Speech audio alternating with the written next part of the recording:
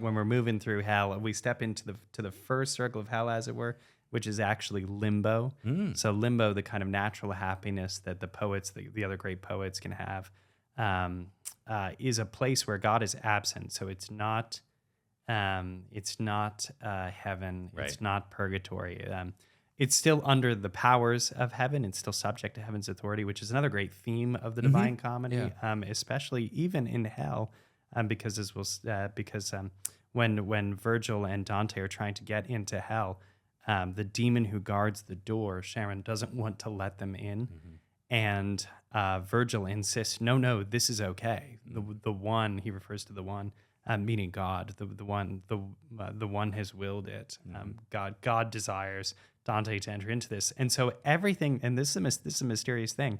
Everything that happens in hell is a playing out of God's justice, and it's under God's authority. Right. And I think that's an important point to us to claim for us to claim in our spiritual lives, to remember that it's all coming at us under the power of God. That God has His own justice, and that our lives belong to Him, and there's nothing which is beyond His power.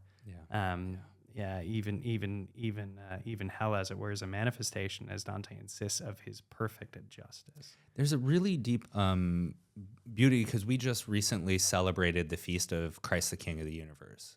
And that proclamation, I think maybe, dare I say, is underrated a little bit because of our experience of this world that is very broken and fragile, and is in many respects fraught with the powers of the demons.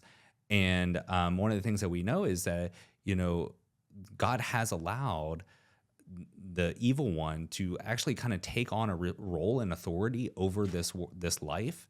In many respects, he's called the prince of this world, and he can have this influence, but he's not the king. He may be the prince of this world, but he's not the king of the universe. And so he may be permitted to operate and express himself and influence things in this world as a prince, but he's not the ultimate king. Right. And you see a little bit of this at the beginning stages of the Inferno. And the sign over the gate of hell even insists this. The gate says, "My maker was primal love. My maker was eternal wisdom." And then it warns, however, "Abandon hope, all ye who enter here." Right. That's kind of the well-known quote, bit is the last part of it, which is that this is a place of great sorrow, but all of which mysteriously is subject to God's providence.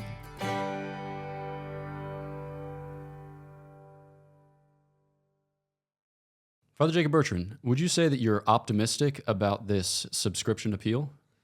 No. Would you say that you're optimistic about anything? No. Well, I am. Folks, go ahead and subscribe to the YouTube channel. We greatly appreciate it. Cheers.